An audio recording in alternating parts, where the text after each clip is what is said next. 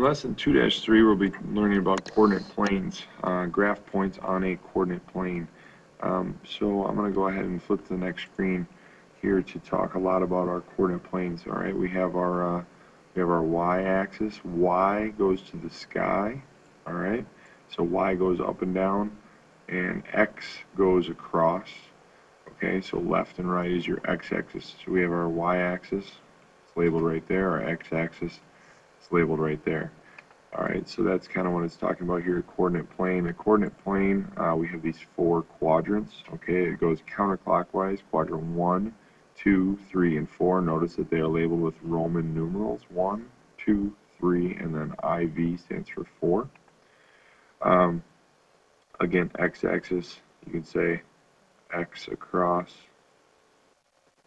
and y-axis would be y to the sky.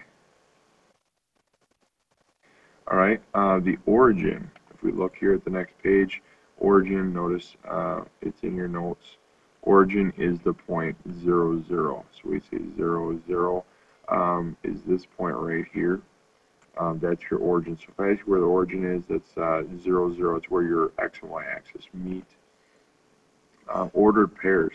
Notice I have x comma y listed right here. Okay, this is your ordered pair.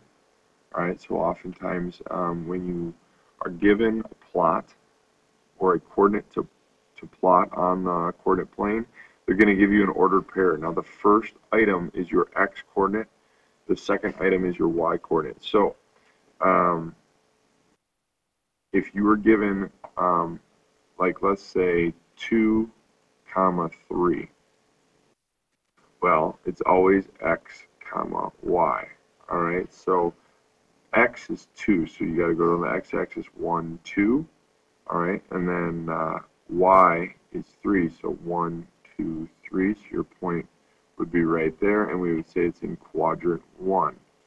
Okay, so 2, 3 is in quadrant 1. Okay, and you could just say Q1.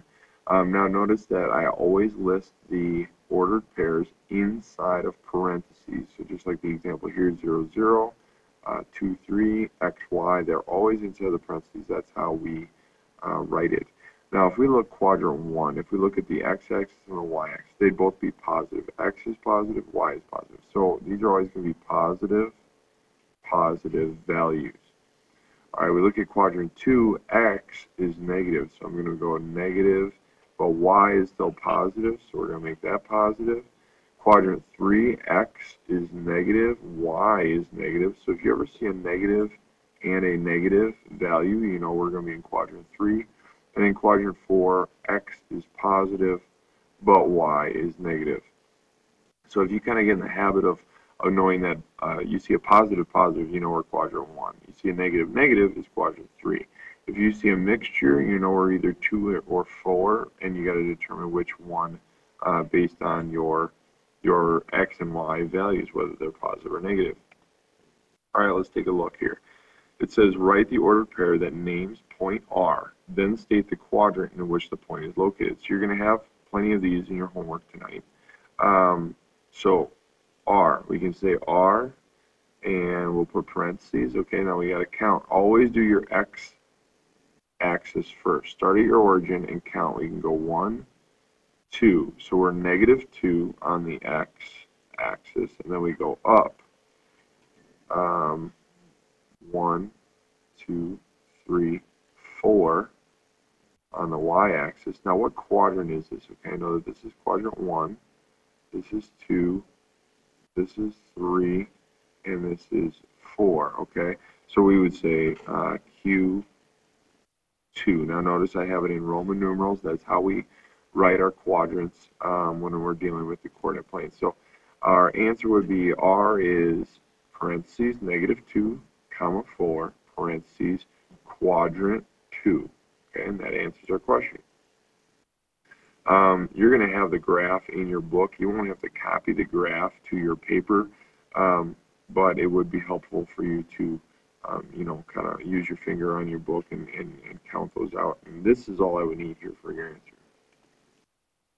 Write the ordered pair that names point M, then name the quadrant in which the point is located. So we're going to say M. All right, first do your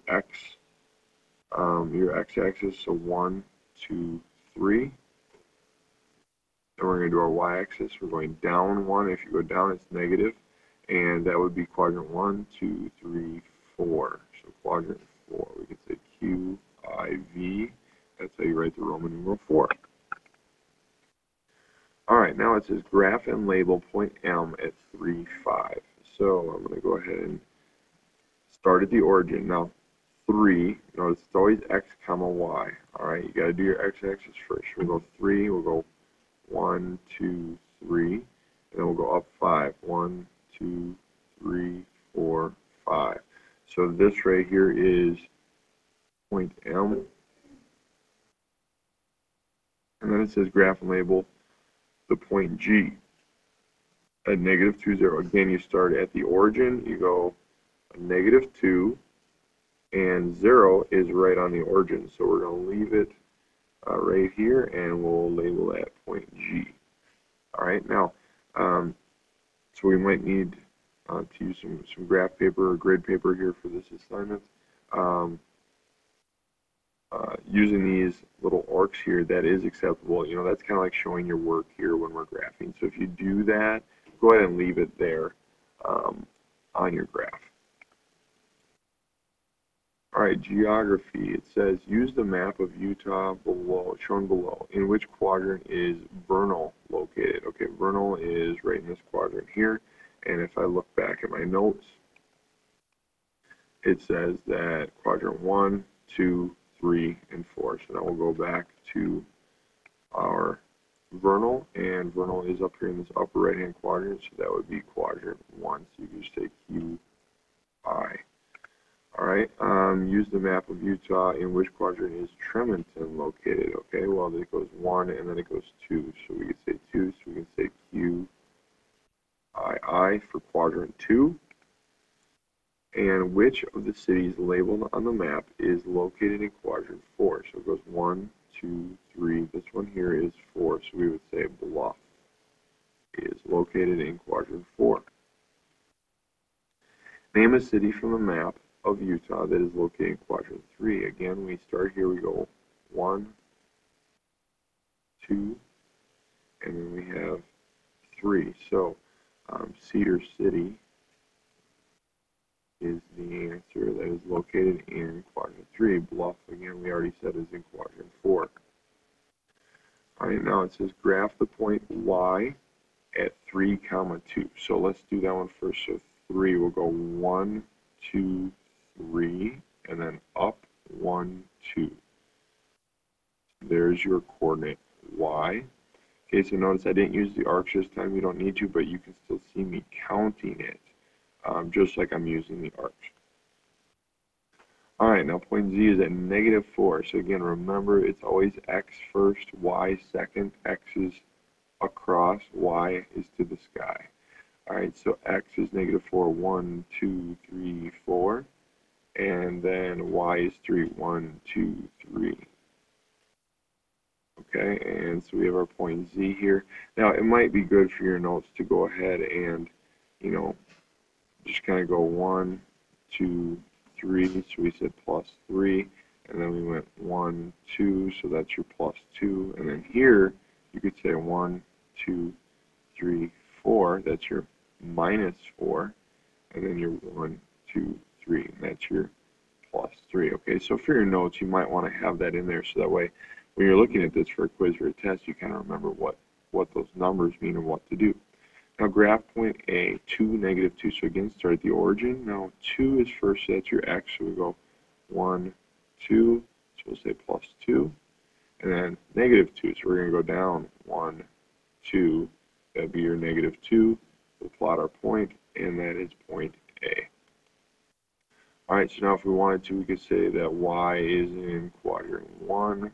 We could say that Z is in quadrant 2. And we could say that A is in quadrant 4. All right, now we knew that Y should be in quadrant 1 because they're both positive. It's positive, positive. Now Z is negative, positive. Okay, remember, negative, positive is quadrant 2. And then A is positive, negative, and that's quadrant 4. Now, if we were in quadrant 3, what would it be? Well, then we'd have to be negative and negative. Okay, so if they're both negative, we know we're in quadrant 3. Right, and that's our last example for lesson 2-3. Be sure to check your the Moodle page to find out what your assignment is.